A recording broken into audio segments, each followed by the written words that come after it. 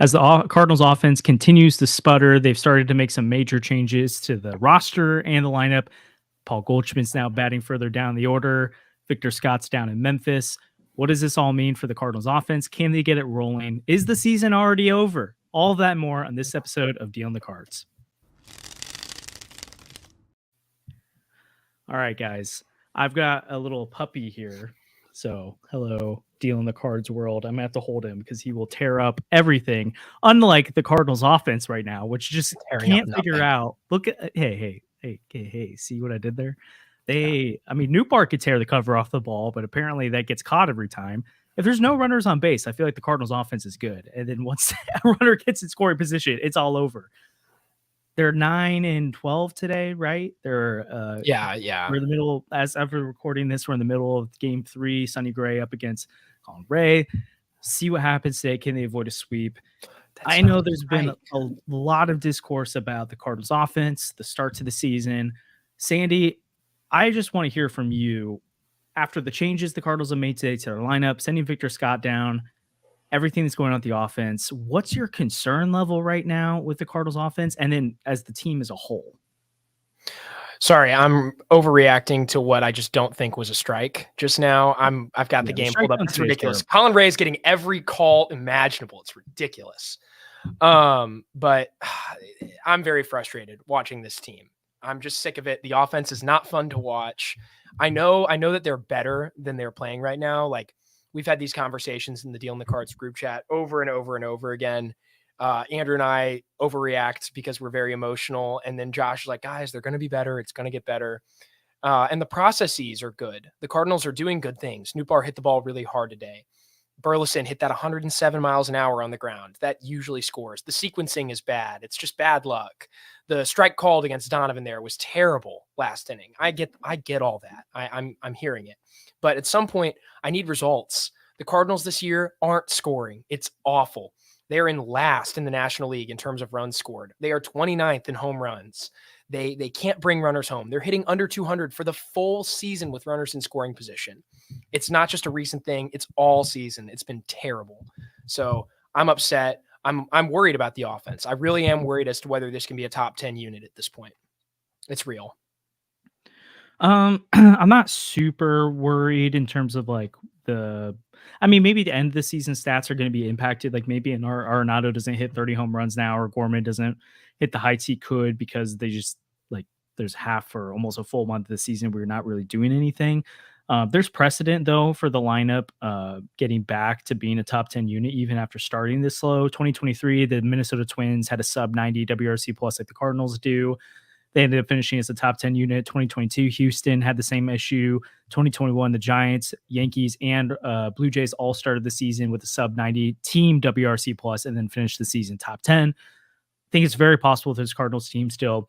For me, I'm pretty optimistic in terms of the fact that they're 9-12, and I think they'll win this game and be 10-12 when their offense is terrible. Like if you told me before the season that this is how bad the offense would be, I would be like, they're probably like 5-17 right now. Like I think they'd be a total mess. Yeah. The bullpen has a top 10 ERA in baseball. I think hey, Goldie strikeout on a high fastball.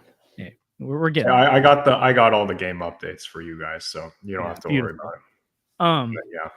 I think the rotation is just outside the top 10 in ERA right now. Like there's the defense is much improved. And again, like Nolan Arenado's heating up right now. Paul Goldschmidt's the one. I'm like, I believe he'll be better than a 500 OPS guy. Something I think is really interesting to note that people need to be aware of is obviously this is a continuation of a really bad second half he had last year. I think after July 4th, he was like a 300 slug guy. He was like in the 500 OPS. It was really bad. But he's had an April like this bad. I know we've talked about how slow he is, but 2021, the year before he won the MVP, he had like a 550 OPS during the month of April, which is only a little bit higher than it is right now. So this isn't unheard of for Paul Goldschmidt to go this cold to start a year.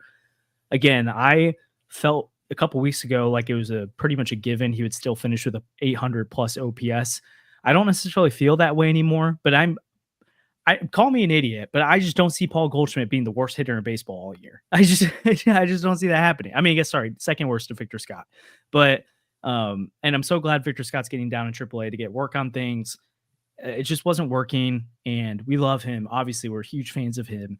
But there's just, especially with all the pressure going on this lineup right now, I'm sure he felt that every time he got up to the plate, that he would produce, and that's just not fair to him. That's what Paul Goldschmidt, Nolan Arenado, all these guys should be doing. But again, Wilson Contreras has been incredible so far this year. Ivan Herrera has been really good. Again, Nolan Gorman streaky. I don't think he's going to be this bad. I just don't see a path for the team to be this offense to be like this all year. And then the part that also excites me, maybe I'm got my rose-colored glasses on too much, Cardinals-colored glasses, but I don't feel like anything with the rotation is unsustainable right now. I mean, obviously, Sonny Gray hasn't given up a run, so like that's not going to keep happening. Miles Mikolas has like a 6 ERA right now. The only way you can go is up from here. Kyle Gibson, same thing. I feel like he's had pretty much 2 bad starts, and then the rest of the starts have been about, and honestly, really only one of them were bad, and the rest of them has been about what you want. Steven Matz, I mean, what he's doing right now feels pretty sustainable. Maybe Lance Lynn's playing above what he can do right now, but not by a lot. I think he could be closer to the 2022, 2021, 2020 Lance Lynn than the 2023 one. And then the bullpen, we all expected it to be good this year. The defense has been better than expected.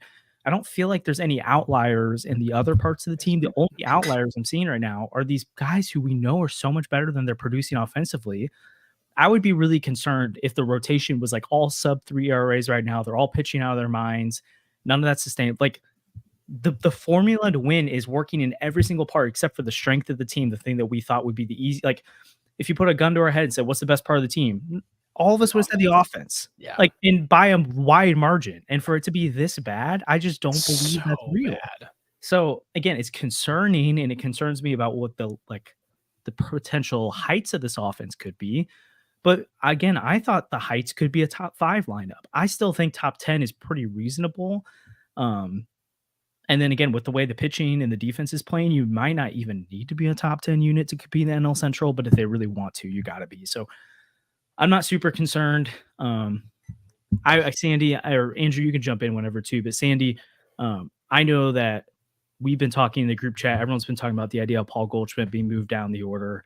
Finally made the decision today. It's only 5th in the lineup. I'd be curious when Ivan Herrera plays if Goldie goes down to 6th maybe. Do you think that's part of the recipe for changing this around as a lineup change, or do you think that's like semantics? I just feel like Paul Goldschmidt is going to be in the lineup a lot regardless. Yeah. And a black hole in the lineup is worse at 2 or 3, obviously, because those guys are getting up to the plate more often. They're getting up with better hitters in front of them who are getting on base more often. But like you can't sustain a guy. Like you can't have it where a guy who's like you're counting on being one of your best hitters, dude, who just won the MVP 2 years ago. Like how did we get here? And like a black hole in the lineup is a black hole no matter where it is. Victor Scott was hurting the Cardinals offensively, and he was in the 9 spot. Okay. So also, again, he was a negative WRC plus. I've never seen that before in a large size. So literally you could get a guy who's 20 or 30% below league average, and it's like a 80% jump in production. Well, and that's what Siani's doing right now. Siani had a 60 WRC plus coming into the game today. And you can feel it when Siani's at the plate. Like it's different. I mean, it's not good, but it's like when you're like Scott was a negative. Yeah, it was bad. Like, so anyway, sorry. I will say 2 things about Scott though. I honestly thought Scott was hitting the ball pretty hard and just like getting under it too much. A lot of fly balls that were hard hit, but not getting out of the ballpark. Like he'll be back. He'll be good. Yep. We do not have to be worried about him. Okay. Gorman with a nice defensive play there. Nifty. Yeah, that's why Gorman's actually been like not the worst thing ever this year either. He's played good defense. But it's just, I don't know. I'm very frustrated. I think the Goldie, like moving him down says something. It says they want to win. It says they want to be reactive to what's going on. But at the same time, Goldie's going to be in the lineup 150 times this year if he doesn't get hurt. Like he's going to take 600 plus plate appearances and at bats.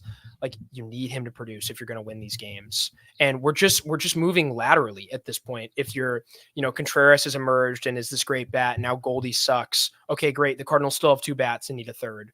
Like I don't see anybody stepping up to be the 3rd bat still. So, well, so here's what I'll disagree with that is that again, until the trade deadline last year, they were a top 7 or top 8 unit in almost every offensive category. Runs scored was the one thing that they lagged behind, and I think that's something to note. It's the most important category, though. Which, yeah, but I mean, all the stats were saying that the process is good. They were getting the hits. It just wasn't coming through at the right times. And again, they also only played 10 games together fully healthy last year. So I think that's. But I would say, like, if you have Goldschmidt regress to being like, again, this is early, but if he regresses to being more like a 5th, 6th hitter than a number 2 hitter in the lineup, and Contreras is like this good at the plate, you're upgrading from Goldie's production last year. That's for sure. That's true. But is Contreras going to be this good? Contreras has been around for 10 years, and he's never approached this level for a season. Yeah, but this is also 300 plate appearances now, because you date back to early July last year. I think he's I had it right up. I probably got the paper here when I was on Brendan Schaefer's podcast on Thursday. I meant to say, and I didn't say it in the recording. I'll see if I can find it, but he was like a 1.8. Oh, here we go. Since July 1st last year, he's a 1,000 OPS and a 182 WRC plus. Even if he regresses from that by 30%, he's still really like good. A really, like, not just like a really good bat, like an all-star.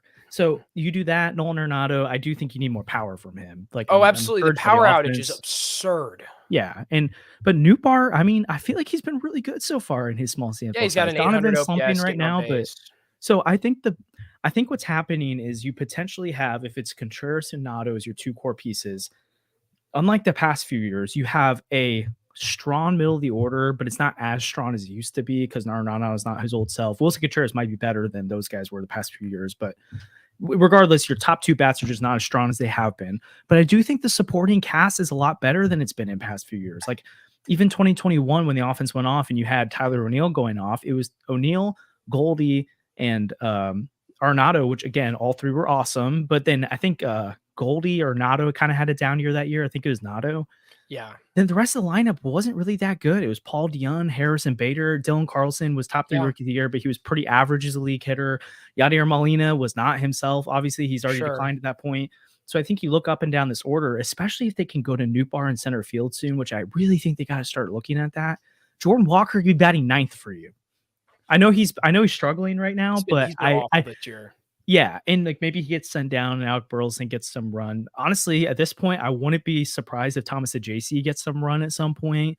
It kind of feels a little hard to make it work in there. I guess I see the path for this offense being fine. I really do. Not just fine, but being really good. And it's a rough stretch right now, and it sucks that it started at the beginning of the year. But I think the big thing is they can't let themselves spiral. Which last year at this time, they almost had an identical record. And then they went on these crazy losing streaks where they just felt completely out of the race. Yeah. Part of that's because I think like the pitching kind of imploded where the bullpen, the whole month of April was trying to cover innings for the rotation.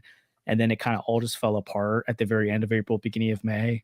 I don't see that happening. And so it gives the offense time to figure things out. I'm not trying to act like things are like no one should be complaining right now. I just think like if the conversation you and I were having today was about the starting rotation being this bad, I wouldn't have anything to tell you other than, well, you got to hope it goes up from here because it can't be this bad, right? But the offense, it's like, not only can it not be this bad, but like, holy cow, they have really good pieces in that lineup that just aren't producing. Yeah. This isn't the same as Kyle Gibson and Lance Lynn having 8 ERAs. This is Nolan Gorman, Jordan Walker, Paul Goldschmidt, all underperforming. Brendan Donovan's in slump right now. Even if these guys aren't going to be their normal selves, I trust they're going to be a lot better than this. Yeah, you're right. I just like we've been saying the Cardinals are unlucky, and I agree. The Cardinals are unlucky. Like Nootbaar getting robbed sucks. Donovan having a bad call against him sucks. Even little stuff where like, Goldie almost had his first hit in a while and it just barely rolls foul at third base. Like that's a bummer. If that's doesn't go foul, he's probably getting down the line. But at the same time, like they have to produce eventually. Like they have to come through. It can be bad luck for a long time, but eventually there's something real because the sample's getting really big to keep talking about bad luck. Yeah, and I actually want to argue like today's games have been bad luck. Or not all bad luck, but obviously you should have a 3-run homer from Nootbaar. Yeah. I mean, Donovan's was a 1-2 count. Who knows what he would have done the rest of the count. But in general, like the offense just has underperformed. I'm not going to defend them. I'm not going to act like they should have been better. Like their results are what they are. Yeah. I just don't see them continuing to be this bad. I wouldn't argue that they've been unlucky on the season. Yeah, I hope they're not this bad. Like they can't be. If the offense is this bad, the Cardinals are losing 90+ games. Yeah. And the difference, again, I want to say, like last year when we were looking at the rotation and be like, it can't be this bad, is like, I don't know, like you look at each individual guy, you're like, well, Wainwright's 40. You think he would be like, okay, right? And like Jack Flaherty, like he's got the potential, you know, it could happen. And Miles Mikolas, like it just felt like you're doing a lot more convincing right now. When right now, like obviously the results for a Goldschmidt or Walker look bad or Gorman. Yeah. But it doesn't take a lot to convince me, oh yeah, the talent is there and they're not 500 or 400 OPS guys. That's just not who they are. Gorman's the one I think is like, this is kind of who he is because he's going to do this. And then in May, he might have a 1,000 OPS. Like that's Gorman. And it's kind of frustrating. So. We need it. So we'll see. I do think, so are we kind of in full agreement that the Victor Scott should have been sent down? Yeah. I'll jump in and say that like the rotation last year, I understand that like looking back on it, it was really bad. But like Adam Wainwright got hurt in the WBC. We didn't expect that. We didn't even really know that he was not going to be himself. And he pitched well in the WBC. He had some bad luck in one of the games, but like small sample size, whatever. But like he was really good in 2022. Miles Mikolas was an all-star in 2022. Jordan Montgomery should have gotten paid 6 figures or 9 figures if it wasn't for Boris messing with all that like nonsense.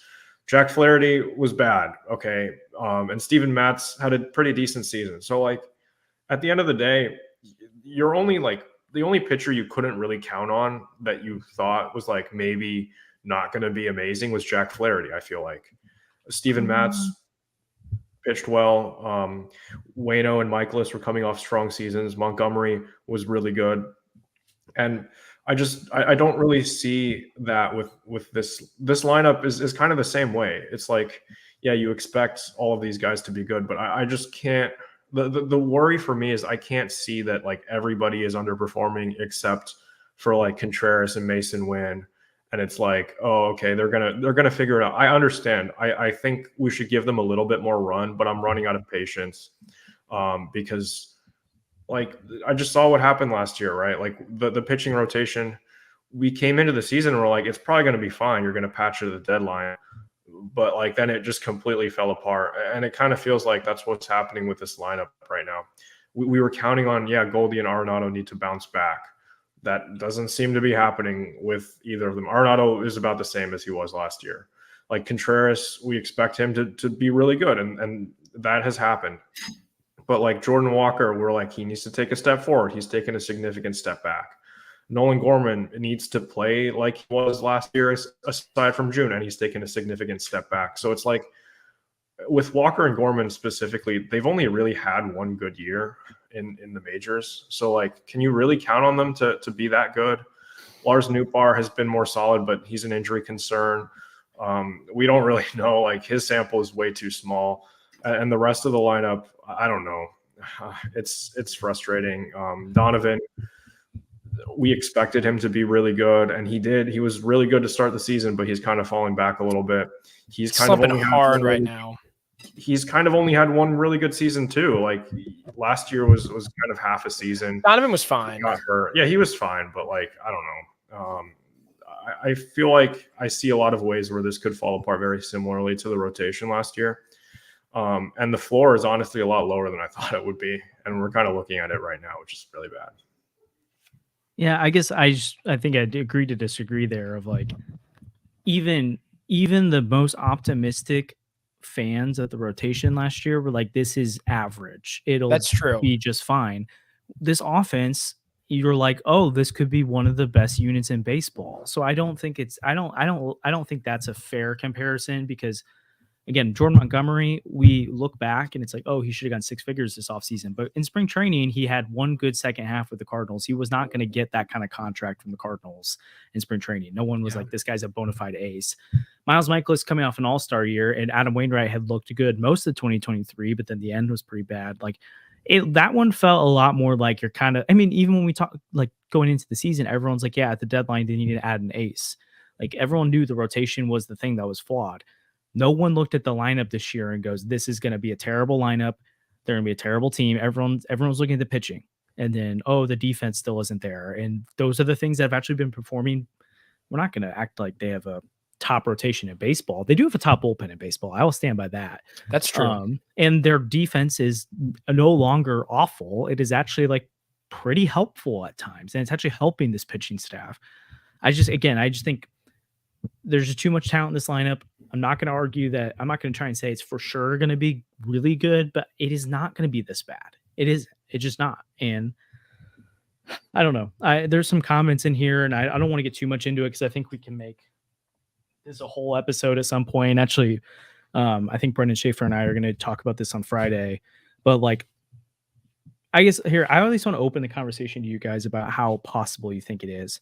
Scale of like, or give me a percent chance. What do you think the percent chance is by July this year they're in a retool or rebuild? I think it's. What does that look like? Like, so that would be selling. Get moved? I would just say selling at the deadline, not necessarily that it's a fire sale, but like that they're out of it. They're selling pieces. They're looking at 2025 at the deadline. 30%. I think it's a 30%. Okay, that's where I go to. I think it's 70% chance they're going to be in it, contending, but there is that small chance that it could be. Sandy, what would you put it at? I don't know. I think there are two things to consider. Number one, actual team performance, like we're talking about here.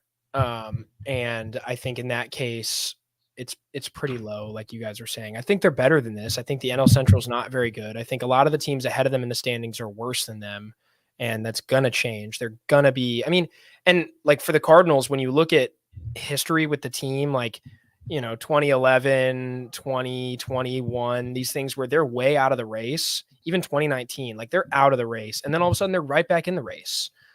So it's really hard, I think, for the Cardinals as an organization to sell, even when they should at times, because they should have sold in 2011. They should have sold in 2021, and they ended up making the playoffs doing some special things both times. So I think it's really low in that instance. But also, we need to think about what is the actual value of the players that they could sell off if they're thinking about selling. Like totally. Goldschmidt last year had a ton of value. If you traded Goldschmidt at the deadline last year, you were looking at bringing back at least one top 100 prospect. You were looking at a haul from somebody. Like, teams were very interested. Goldschmidt was having a fine season at that point too, because that was before the awful second half. And Arenado last year had a lot of value too. The Bobby Miller Dodgers deal probably wasn't a real thing, but like, if proposals like that existed, you were bringing back a bona fide top tier pitching prospect. Goldie, I'm not sure right now. I don't think Goldie gets you anything. I think the Goldie return is probably somebody that the Cardinals would look at and they would say, no, we'll take our chances with Paul Goldschmidt in the second half and maybe extend him for very little because he's not worth a lot right now. I can't see Arenado getting you a ton at the deadline with the way he's played either. If teams think that Arenado power outage is the new Arenado, I'm sorry, he's just not worth that much. The defense isn't the same as it used to be. It's better this year, but he's not winning a platinum glove again. Yeah. And he's not hitting 30 homers and giving you 100 RBI again. So yeah. I'm sorry. I just don't see how that's super valuable. What if the pitching would be traded? You would never trade Sonny Gray, and who's available? Steven Matz, Lance probably Lynn, worth Kyle something. Gibson on one-year deals. They get moved for nothing.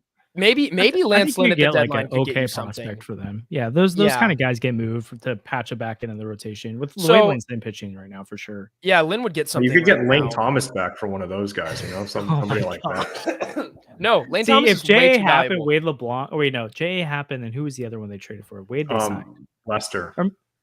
Oh yeah, they traded for Lester. Oh yeah, because it was Lane Thomas. If J.A. happened, John Lester can get stuff in the trade market. Lance Lynn and Kyle Gibson. Sure, they can get stuff. Yeah, but like you're not getting Lane Thomas back right now. That dude's an all-star caliber player. But which like, is really funny because I was high on Lane Thomas. Who knows? Sure. If there's a way, like a spot for them to play, get like Joe Adele back from the Angels. The bottom line is anybody that the Cardinals are going to trade has to be terrible for them to be in a retool. Yeah, except for maybe one of those pitchers. And if they trade that guy, he's not actually worth anything. So I could see the Cardinals doing something like last year, where maybe they make like one impactful trade and bring back some real pieces, but it's a lot of under the radar moves. And I actually Like I've been super positive about last year's trade deadline. I thought I gave him an A for it. I thought it was fabulous. Yep, it was great. So there's a chance they do something like that, but I can't see a full rebuild because the guys that would be involved in a full rebuild just aren't worth anything right now. Well, so I do think if you're rebuilding, there's a world you could trade Sonny Gray, but if it's a retool, I don't think that's a great idea. But again, like an ace at the deadline who's in his mid-30s and you're about to go looking at a long-term future, like I would be so devastated. You're gonna get a lot. But again, I don't see this happening. But it's something. Ryan Helsley would carry value, and I for sure think they trade him because you'd have 1 year left of control on a closer, and then he'll become a starter with someone else, so that'll suck. Wilson Contreras could be moved. I mean, especially if you're looking to rebuild, you've got Ivan Herrera. I think you would look to move him in that contract just to make sure you sell high on that.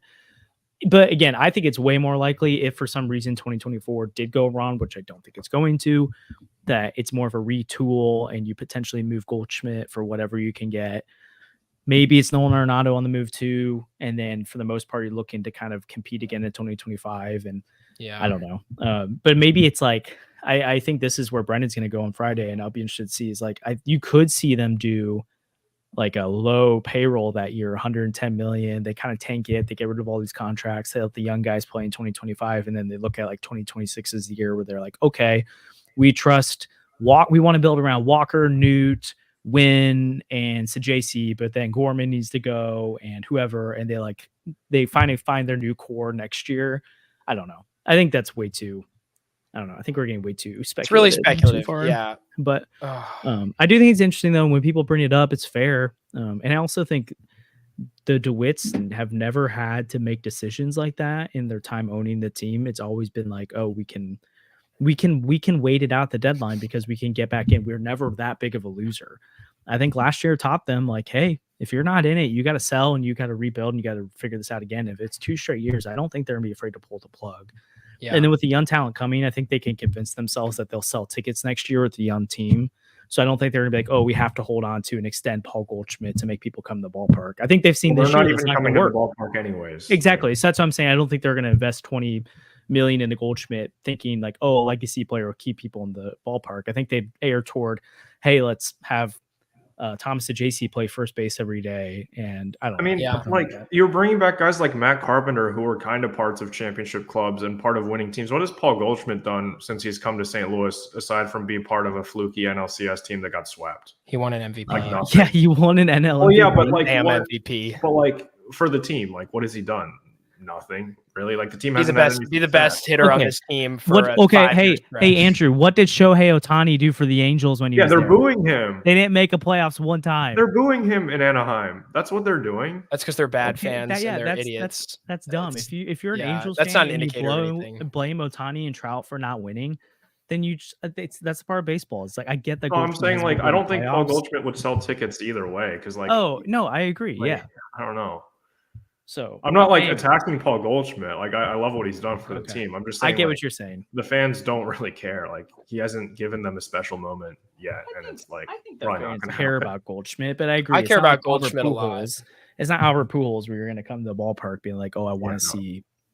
Well, washed up Albert to start the year, but it was actually freaking prime Albert. So good. So 2020. I've decided that I'm going to watch corresponding games from 2022. Instead of watching these games, just relive that season every single day, one game at a time. And then, like, what happens in the playoffs then? You know what? I'm not going to watch those games. Like, here, this team would have to make the playoffs for me to watch those playoff games. It corresponds. And so when we miss the playoffs this year, I'll just get to stop. I saw that already. Siani got a hit, so that's fun. I've apologized to Mr. Siani, and I did that before the hit. I would like to apologize again. I remember last year I did this with Paul D on the apology forum. I need to do this with Michael Siani because all offseason, all of us, everyone was like, why the heck does Michael Siani have a 40-man spot? Okay, maybe I'm not going to go that much of a limb because he's not. I was his number one hater. And that ball was hitting 102 miles an hour. Were like still alive, then I don't think he would have a 40-man roster. Siani has a 664 OPS. I think he would because I don't think they would have put Scott on it. Okay. Siani has a higher OPS than Goldschmidt, Burleson, Gorman, and several bats not in the lineup. And if he gets another hit, it'll be right up near Donovan's. He's also not really playing much. Like now he's going to probably get more opportunity, and he's played great defense. I'm not going to act like Michael Ciani's great, but he's been at least better than what we thought by a little bit. Yeah, I'd like to issue an apology. Andrew, could you give us, I'm going to move my dog out of this room and test that because he's tearing things up, but could you give us the flop for the Arizona Diamondback series and what the matchups look like? Yeah, I believe we have Lance Lynn going up on Monday, and then Steven Matz and Kyle Gibson for the following days. You have Brandon Pfaadt again. We saw him in Arizona. We kind of lit him up, so that's good. And then Tuesday, it doesn't have a listed starter for Arizona, but on Wednesday we get to face Jordan Montgomery, which is fun. Ooh. It's not great. So, I don't know. Revenge game. Yeah, right. Wilson Contreras? Nope. Fly out the center. Not good. But yeah, the Diamondback series, we already played them. Hopefully we win the series, but like at this point, I just hope we like score runs, like it's not really something that like you just need to win games, score runs. Right now we're not scoring any runs off Colin Ray, who was I just have to point out Sonny Gray has the first double-digit strikeout performance of any Cardinal starter this year. I know they're hitting. How long has it been since we've seen a guy like this on the mound? Sonny Gray has 10 strikeouts like 4 years ago. 10 strikeouts in 5 innings. And he's only at 68 pitches. He could pitch 7 or 8 tonight. That's part of the reason why unbelievable. We have to if the offense can't get going, this team is different than last year. I know Jordan Montgomery had a stretch in June and July where he was really good, but the team was kind of out of it at that point. The Cardinals really haven't had a guy that every 5th day when Sonny Gray is on the mound, if the Cardinals only score 2 runs, I'd probably say the Cardinals won that game. Like I feel pretty good about it. He's an ace. He's a legit dude. But there's only one starting pitcher in the entire league who can score runs and pitch a shutout. So I don't really care. Right. Really? Can he do it this year? Can he do it this year? He did it last year many times. Nope. And he only does it every 6th day, I believe. So it's like normal. That's normal. Oh man. At least he doesn't on a pitch count like Sonny. Sonny Gray on a pitch count is still elite. Oh my gosh, a second bunt single. What are we doing? I love it. Wait, who bunted? I'm trying to Newt Bar. A Newt bunt. All right, so Nolan Arenado time. It's a Newt bunt spelled with 2 U's. A Newt bunt. A Newt bunt. How are we looking on the likes for this stream? I feel like Bo deserves a lot more likes than usual. So, where's Bo's water? Yeah, we got. I got the volume on. Yeah, we need to get. Holding Bo's water. Oh man, what a time.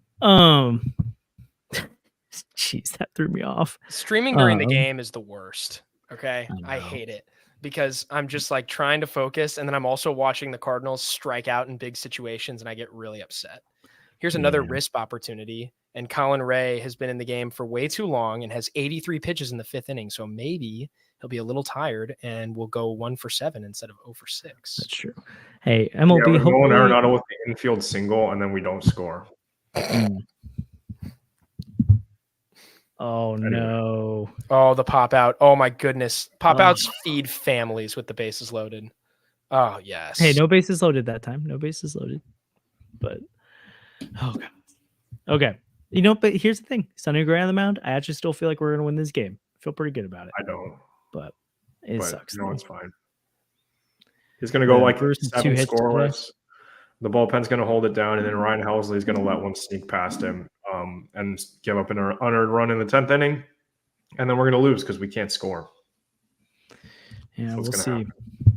So again, here's the thing for me: if the Cardinals, if the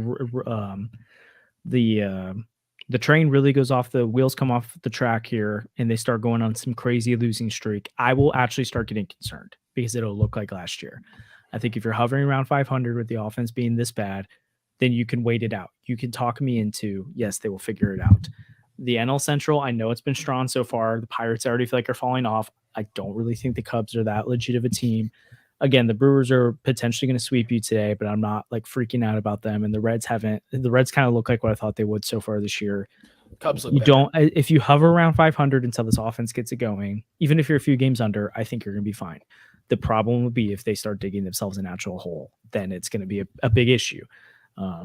And that means right now there's pressure on the pitching and the defense to keep them in games enough that the offense can actually pick it up. So we'll see. I don't know. I know we don't put a lot of stock in spring stats, but like, remember when this team was like 2 weeks without a homer or something? Yes. True. Yes. This is the second massive power outage we've seen. Well, like this time it like actually counts, and it's like, oh, maybe that's like everyone's like, oh, don't worry, they're gonna homer in the regular. Like, no, they're not. They're not performing that way at all, and it kind of looks. The problem with that one is that like a lot of the like you looked at the team leader in at bats, and it was like Alfonso Rivas and stuff like that. So that's where I was like, I don't really care if Rivas isn't hitting home runs. I care if Goldschmidt isn't, which he hasn't. So that's a problem. Yeah. So I don't know. We'll see. I don't know. I just. Again, when people say I don't want to hear about patience anymore, I think that to me is about the Cardinals can't do the whole we're going to get 12 games below 500 and tell you to not panic.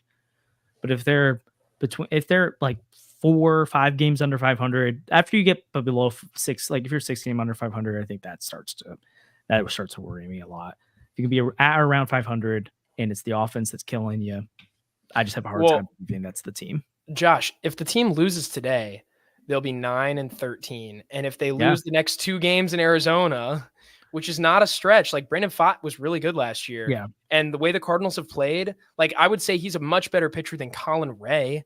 The way the Cardinals have played, like he's shutting us down tomorrow.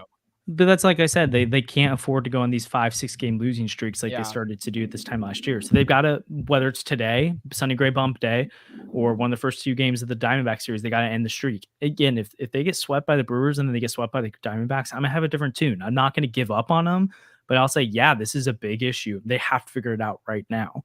But as long as you're within a couple games of 500 or at 500, and the offense, and it's the offense that's concerning, I feel good. If the pitching starts to turn on its head, I'm going to get really concerned because I don't have a way to explain how that gets better.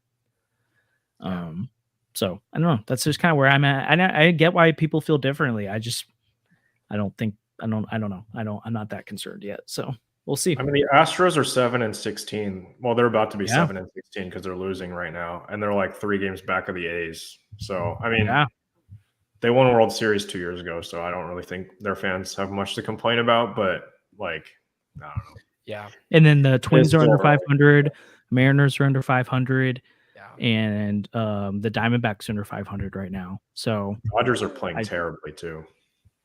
Yeah, so I think there's enough other things there. But like, call raise or fold. Call raise or fold. If the Cardinals lose more than 85 games, Turner Ward should be fired at the end of the season. I think he should be fired like yesterday because like last year. So you're raising, and I agree. I just said it middling so that you'd be able to raise it if you wanted. So you're raising? Yeah. Wait, what was the call raise or fold? If the Cardinals lose 85 to 90 games and the offense is outside the top, let's say the offense ranks 14th, Turner Ward should be fired. Oh, yeah. I mean, he should probably be fired before that happens. How about if the Cardinals are anywhere near selling at the deadline? If we're debating it, Turner Ward should be fired in July. Oh, for sure. I got why they kept most of the staff this offseason. I probably would have liked to have seen a couple changes to the coaching staff, just because of how bad of a season that was. But okay, they've tried to blame it on roster construction. If it goes poorly again, I mean, I know Ollie got an extension, and I like Ollie, but I don't think it's going to stop them from potentially firing him. Okay. Dusty Blake, I think everyone's on a hot seat right now. I think Mo's actually on the hottest seat of all. I think if things fall apart, I could see them just steering the course because why not? But I could easily see them turning the reins over to Chaim Bloom or Michael Gersh or Randy Flores at the end of the year. Please not Gersh. Either of the other two get me so much more excited than Gersh does. So I think everyone's on the hot seat right now. Players basically are, coaches are. I think the front office is on the hottest seat of all, specifically John Mozeliak. You know who's not on the hot seat? Oh no, DeWitt. DeWitt. But he does want your money for stadium renovations. So. Yeah, we should talk about that. What do you guys think about that? I don't care about. We could have the worst ballpark in the entire. We could play in Oakland, and I would still go to the games if the team was good. Well, sure, I don't care. But it's nice to have an enjoyable matter. ballpark experience. Spend that money on players. Spend that. You know what? Go out and spend that money and give it to like Juan Soto or whoever. Like, I don't care. Like I said it earlier this offseason, and the DeWitts were like, "Yeah, we need to bring guys to the ballpark." Sonny Gray's great, right? Like I like Sonny Gray a lot, but he's not going to bring people to the ballpark. Kyle Gibson and Lance Lynn are not going to bring people to the ballpark. There were free agents they could have gone out there and gone after that would bring people to the ballpark. I'm not going to name the top guy, but like a lot of the other guys would have been really exciting, right? People would have gone to the ballpark to watch like even Aaron Nola pitch, right? I feel like he's more exciting than Sonny Gray is. He hasn't been as good, but like that's because people don't know enough to know that Sonny Gray is amazing. Well, yeah, but like all my Sonny Gray takes are so vindicated right now, and I just feel so great. I'm kind of mad. I wish I would have just went all in with you, but I kind of caved and was like, okay, he's not maybe the best starter in baseball, but the best option. The best option. He's so good. Gosh, this is like the single best performance. I tried to meet people where they're at, and it didn't happen. But holy cow, cold takes all those people this offseason and try to tell me Sonny Gray's a number 3 starter. Yeah, your number 3 starter has 6 innings, 75 pitches, 11 strikeouts, 1 walk, and 2 hits. Someone was telling me the other day too, like a 3.5 ERA is like a number 3, number 4. I'm like, have you watched baseball? That's a number 3 or 4 on the Dodgers. Most guys James Paxton is the number 3 starter for the Dodgers right now. They don't have 5 starters. Well, when they're on base, like whatever you think the best rotation is in baseball, like the 3-5 is usually one of the top 2 guys. Anyways, just people's expectations sometimes kill me, but I'm ranting too much. Goldschmidt's on base, and he's not the ghost runner in extra innings. This is insane. That's crazy. Oh my goodness. So, okay, let's each give a bold prediction for the week. Call, raise, or fold. What we think all of my bold predictions have been like for this season have been terrible. Jordan Walker, I said he would get MVP votes. His OPS starts with like a 4. I said Brendan Donovan would compete for the batting title. He's hitting 215. I said Lars Nootbaar would be an all-star. He's played like 4 games. It's just bad. So I'm going to say that the Cardinals won't win a single game this week. Oh my gosh. I'm folding. Hopefully, I'm folding too, but hopefully it's Andrew speaking like a. I also was like, you guys went all in on Sonny Gray. I went all out on a starter who pitched 18 scoreless innings to start his career. So I'm doing great. I'm going great. Jeez. I'm going to say that Nootbaar is going to have a huge week. That he's gonna like at the end of the week, you're gonna be like, okay, Nootbaar, Contreras, and then you think Nato is that third bat. Who knows? I'll probably call that. I'm probably with you. Ooh. I will refuse to comment because everything I say is yeah, don't say anything, Andrew. I also said the Dodgers would be like the best team in baseball. They're 12-11. For call, raise, or fold. I think for call. I was like, Rafael for call. What? I would love to have him back right now. He was kind of fun to watch. I'll say he's at the right age.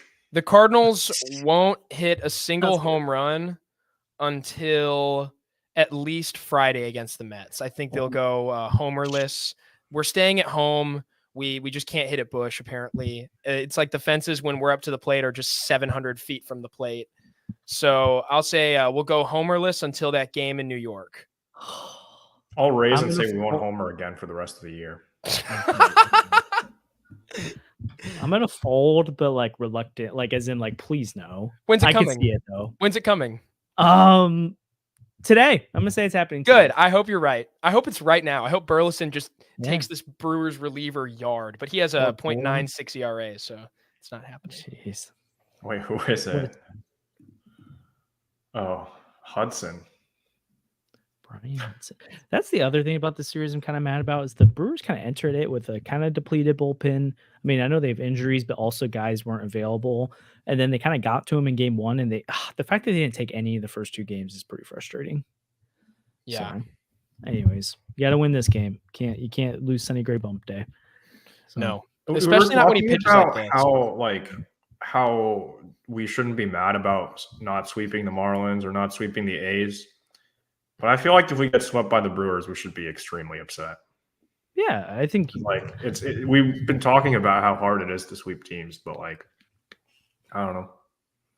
Yeah, I'll get upset and I'll get mad about it. Doesn't mean I'm going to give up on the season, but it's a fail. Oh, yeah. It's an F series, that's for sure. That's true. So here's a take. Today is the best pitching, like single pitching performance the Cardinals have had in the last 3 years.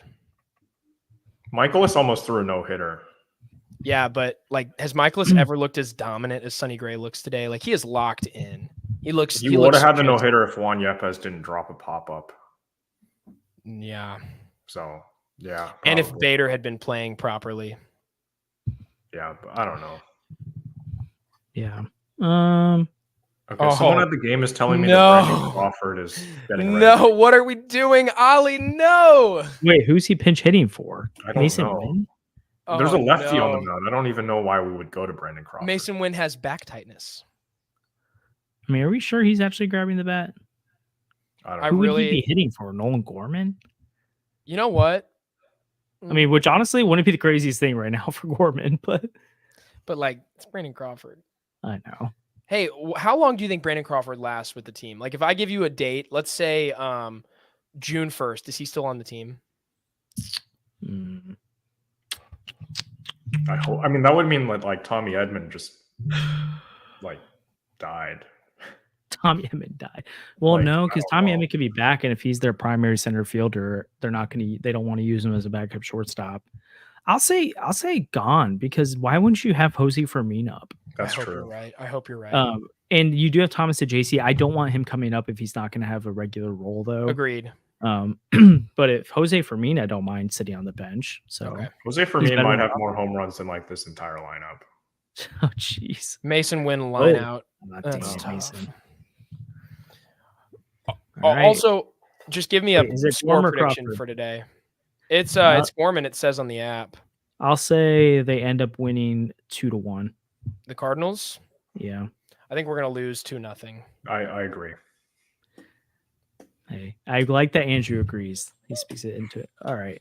Bo apparently is done with this podcast. I think we've run its course for so far. Thanks for tuning in. As usual, we really appreciate the support. Again, subscribe if it's your first time listening. Like the stream, it helps out a ton. We do have a Discord, so if you join our membership program, which is easiest to do that on the computer version of things, you can find that. And there's people in the chat right now who are part of that. And then it's just really awesome to have some fun, lively baseball conversation with people who really care. It's a little bit different than Twitter, where you get the trolls on there. I think we have some really good actual discussions on there. And the next time we see you, the Cardinals, I don't know. I think the next podcast is going to be really interesting. They could be kind of back in it, or like we said, the wheels could be falling off. So it's going to be a big week. Hopefully they win today. I don't know. We'll see. But until next time, thanks for joining us.